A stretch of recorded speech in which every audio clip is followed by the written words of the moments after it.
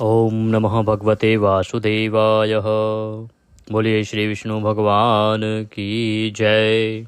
जगत के पालनहार के सभी भक्तों को नमस्कार करते हैं। आज हम बात करेंगे भाद्रपद मास के कृष्ण पक्ष की एकादशी तिथि की।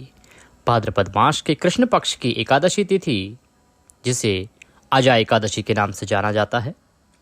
आजा एकादशी का व्रत किस दिन किया जाएगा, किस प्रकार से किया जाना चाहिए, व्रत के नियम क्या हैं, शुभ मुहूर्त क्या रहेगा, पारण किस प्रकार से किया जाना चाहिए, पूरे दिन आपको किन किन चीज़ों से बचना है, क्या खा सकते हैं क्या नहीं खा सकते हैं, क्या नियम हैं, पारण कैसे और पारण का शुभ मुहूर्त क्या रहेगा, भगवान को भोग क्या लगेगा, संपूर्ण जानकारी आजा एकादशी के बारे में आपको अगले कुछ मिनट में प्रदान की जाएगी।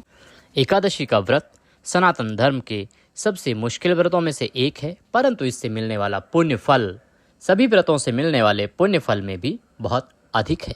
इसीलिए एकादशी का व्रत हमारे सनातन धर्म में सभी सनातनी भाई बहन करते हैं। इस एक व्रत के करने मात्र से जीवन की अनेकों परेशानियां दूर होती हैं। भगवान श्री हरि का यह व्रत इतना अधिक फलदायी है कि आपके जीवन में कोई भी परेशानी क्यों ना हो, अगर आप प्रण करके संकल्पित होकर और एकादशी का व्रत करते हैं कि आप किसी के निमित्त वह एकादशी कर रहे हैं, तो निश्चय ही उसका फल आपको प्राप्त होता है, वह कार्य सिद्ध होता है।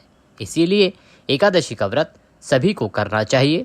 एकादशी के व्रत से इतना अधिक पुण्य कैसे मिलता है, कैसे भगवान श्री हरि इतना प्रसन्न होते हैं एकादशी पर पूजा पाठ और व्रत करने से? इसका कारण है भगवान श्री हरि विष्णु द्वारा एकादशी को दिया गया वरदान। जब भगवान श्री हरि निद्रा में थे और एक राक्षस ने उन पर गहरा आघात किया था, तभी भगवान श्री हरि की जंघाओं से एकादशी का प्रादुर्भाव हुआ, उनका जन्म हुआ और एकादशी ने लड़ते हुए उस दुष्ट को समाप्त किया।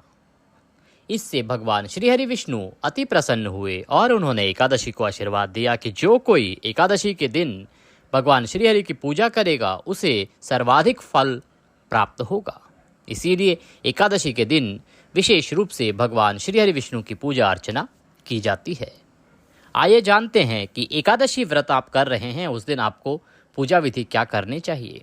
सुबह सूर्योदय से पहले उठना चाहिए। उठ के स्नान आदि करके सूर्य को जल दे के भगवान श्री हरि की पूजा के लिए सामग्री एकत्र करें। सामग्री में रहेगा भगवान श्री हरि की कोई तस्वीर या प्रतिमा जो आपके मंदिर में हो, अन्यथा आप किसी चौकी पर उन्हें विराजमान करेंगे, स्थापित करेंगे। फूलों की माला, घी का दिया, धूप, लौंग, इलायची, 2 लौंग, 2 इलायची, 1 सुपारी, 1 पान का पत्ता, अगर संभव हो तो बीड़ा बनाने के लिए, और एक पात्र में लोटे में जल लें, उसमें थोड़ा गंगा जल मिला लें। एक स्थान पर बैठ जाएं, भगवान श्री हरि को स्नान कराएंगे। उसके बाद उन्हें साफ वस्त्र से पोंछ दीजिए, तिलक लगाइए, फूलों की माला पहनाइए, घी का दिया जलाइए, धूप दिखाइए और व्रत करने का संकल्प लीजिए। संकल्प का बड़ा साधारण सा विधान आपको बताते हैं। सीधे हाथ में जल लीजिए, पुष्प और 1 रुपये का सिक्का दक्षिणा के रूप में कम से कम रखिए, अधिक जो भी आप रखना चाहें रख सकते हैं। बोलिए ओम श्री विष्णु, श्री विष्णु, श्री विष्णु। अपना नाम, अपना गोत्र, जिस स्थान पर बैठकर यह संकल्प कर रहे हैं वहाँ का क्षेत्र का नाम, शहर का नाम, मकान नंबर, भाद्रपद मास कृष्ण पक्ष एकादश्याम पूर्ण तिथियों, अमुक वार जिस भी वार को आप पूजा कर रहे हैं वह वार बोलिए। प्रभु, आज के दिन हम एकादशी व्रत व पूजन करने का संकल्प करते हैं, इसे स्वीकार करें और हम सफलतापूर्वक इसे कर पाएँ, इतना आशीर्वाद प्रदान करें। भगवान के चरणों में नमस्कार करते हुए यह संकल्प छोड़ दें। इसके बाद भगवान को पान के बीड़े का भोग लगाएं, पान का बीड़ा चढ़ाएं, पान का पत्ता, उसमें लौंग रखिए, इलायची रखिए, ऊपर से लौंग से बंद कर दीजिए, सुपारी रख के बीड़ा भगवान को अर्पित करेंगे और फिर व्रत कथा सुनेंगे। कथा सुनना और पढ़ना अनिवार्य है। आपके पास कथा ना हो तो आप हमारे चैनल पर भी कथा सुन सकते हैं। प्रत्येक एकादशी की कथा आपके इस देवभूमि चैनल पर सुनाई जाती है।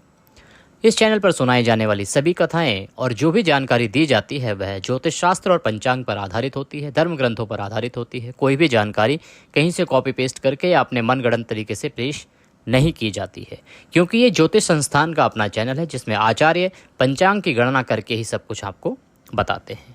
चैनल पर नए हैं तो चैनल को सब्सक्राइब कर लें। लाभ ये होगा कि इस पर प्रत्येक व्रत और त्यौहार की जानकारी दी जाती है। तो आपको कहीं भी इधर उधर जाने की आवश्यकता नहीं होगी। अगर आपने चैनल को सब्सक्राइब करके रखा होगा तो समय से पहले वीडियो आपको मिलते रहेंगे। आप जान पाएंगे कि कौन सा व्रत कब है और कैसे करना है। कथा भी बड़े आराम से आपको उपलब्ध होती जाएगी। सभी महात्म्य भी हमारे यहाँ पर सुनाए जाते हैं, चाहे वो कार्तिक महात्म्य हो, चाहे बैसाख महात्म्य हो, चाहे श्रावण महात्म्य हो।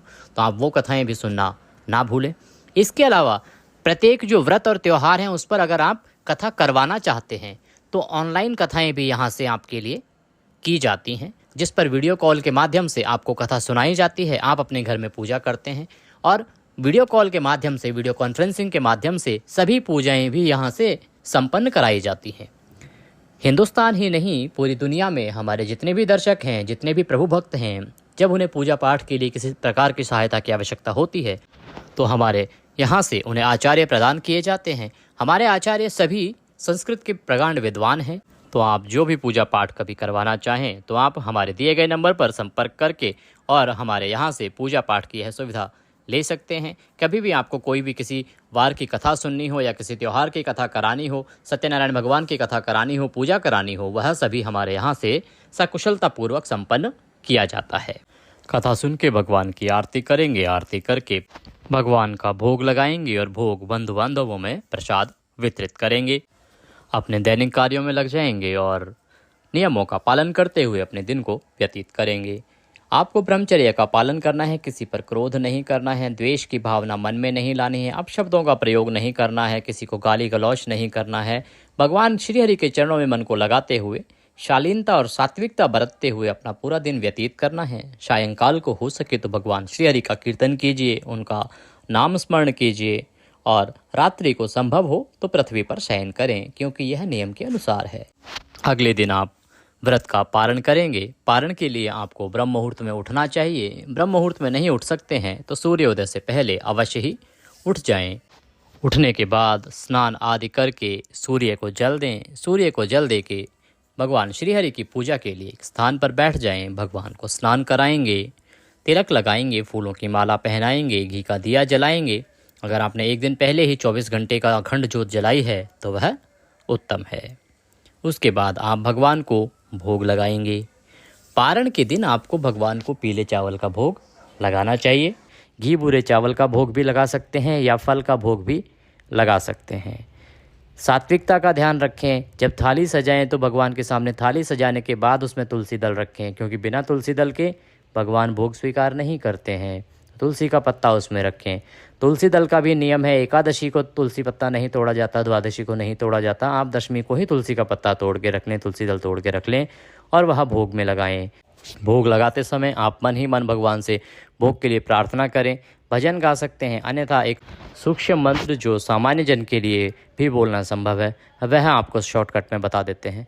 ओम नाभ्यः आशिहिदन्तरिक्षगंशिष्णुः जो हो समवर्ततः पद्भ्यां भूमिर्दिशः श्रोत्रां तथा लोकां कल्पनः। मंत्र बोलने के बाद 2 बार ताली बजाएंगे, पर्दा हटाइए, भगवान को जलाचमनी कराइए और उसके बाद नमस्कार करके थाली वहाँ से हटा लीजिए, उसको प्रसाद में मिला दीजिए। अब भगवान की पुष्पांजलि करेंगे। 2 दिन हमने भगवान की पूजा की है तो भगवान को पुष्पांजलि अर्पित करना आवश्यक होता है। पूजा के अंत में तो अपने हाथ में पुष्प लीजिए, भगवान से निवेदन कीजिए कि हे प्रभु, हे भगवान, आवाहनम न जानामि विसर्जनम पूजम चैवम न जानामि क्षम्यतां परमेश्वर। हे प्रभु, न हम आपका आवाहन जानते हैं, न पूजन जानते हैं, न विसर्जन जानते हैं, हम कुछ नहीं जानते। हम अज्ञानी जीव हैं। जैसी सेवा बन पड़ी है वैसी हमने की है। इसमें जाने अनजाने में कोई गलती, कोई त्रुटि, कोई भूल हमसे हुई हो तो प्रभु उसे क्षमा करें। आप दया सिंधु हैं, हम आपके दर के भिखारी हैं। हे प्रभु, हमारी जाने अनजाने की गलतियों को क्षमा करते हुए दया का आशीर्वाद हमारी झोली में प्रदान करें। इसके निमित्त जाते हुए आपको अर्पित करने के लिए हमारे पास कुछ नहीं है। हम पहले ही कह चुके हैं, तन मन धन सब कुछ आप ही का है। क्या है? मालती मलका जाति सत्पत्राणि संयुक्तम पुष्पांजलि मया दत्ता ग्रहणाम परमेश्वर। प्रभु, ये पत्र पुष्प की भेंट है, इसे आप स्वीकार करें और वह पुष्प भगवान के चरणों में अर्पित कर दीजिए। भगवान को नमस्कार कीजिए। इसके बाद किसी ब्राह्मण को भोजन कराइए, उन्हें दान दक्षिणा आदि देके विदा कीजिए। अगर ब्राह्मण को भोजन कराना संभव नहीं है तो दान के लिए आप आटा दे सकते हैं, थोड़ी सी चीनी डालिए, कुछ सब्जियां उसके साथ रख दीजिए, या आप दूध का पैकेट ले लीजिए, बिस्किट के पैकेट साथ ले लीजिए, या कोई केले आदि कुछ फ्रूट्स ले लीजिए, उसमें दक्षिणा रखिए और वह किसी ब्राह्मण को, योग्य ब्राह्मण को आपको दान देनी है, या आप मंदिर में दान दे आइए। उसके बाद आप अपने व्रत का पारण कीजिए, क्योंकि व्रत के पारण का जो शुभ मुहूर्त है वो अति प्रातः का होता है। तो ये अगर दे के आना संभव ना हो तो आप इसको पहले निकाल के अपने हाथों से और निमित्त, भगवान के निमित्त और अपने ब्राह्मण के निमित्त निकाल के रख दीजिए, और उसके बाद अपना पारण करके बाद में भी दे के आ सकते हैं, पर निकालना पहले है। आप एक स्थान पर बैठ जाएं अपने पारण के लिए और 5 बार बोलेंगे ओम नमः भगवते वासुदेवाय, ओम नमः भगवते वासुदेवाय, ओम नमः भगवते वासुदेवाय, ओम नमः भगवते वासुदेवाय। भगवान को प्रणाम करेंगे और व्रत का पारण करें। आइए आप जानते हैं कि एकादशी का व्रत आपको करना कब है, एकादशी तिथि है कब, और पारण का मुहूर्त क्या रहेगा। भाद्रपद मास के कृष्ण पक्ष की जो तिथि है एकादशी, वह आरंभ हो रही है 29 अगस्त को प्रातः, अर्थात 28 की रात्रि को जब 12 बज जाएंगे, 29 लग जाएगी, तब 1:19 पर, और यह समाप्त होगी 30 अगस्त को प्रातः 1:37 पर। ऐसे में अगर हम देखें तो 29 अगस्त को एकादशी सूर्य के मुख से भी है और पूरा दिन रहेगी, इसीलिए एकादशी का व्रत किया जाएगा 29 अगस्त को। शुभ मुहूर्त रहेगा सुबह 6:06 से और 10:53 तक। व्रत के पारण की बात करते हैं। व्रत पारण के लिए सर्वोत्तम मुहूर्त रहेगा सुबह 7:49 से और 8:40 तक 30 अगस्त को। ये थी जानकारी अजा एकादशी के बारे में कि एकादशी कब है, पारण कब किया जाएगा। वीडियो को लाइक करना और कमेंट बॉक्स में जय श्री हरि लिखना ना भूलें, क्योंकि आपका एक लाइक और एक कमेंट हमारे लिए बहुत ही महत्वपूर्ण होता है। अभी के लिए इतना ही, अगले वीडियो में फिर मिलेंगे आपसे, तब तक के लिए जय श्री हरि।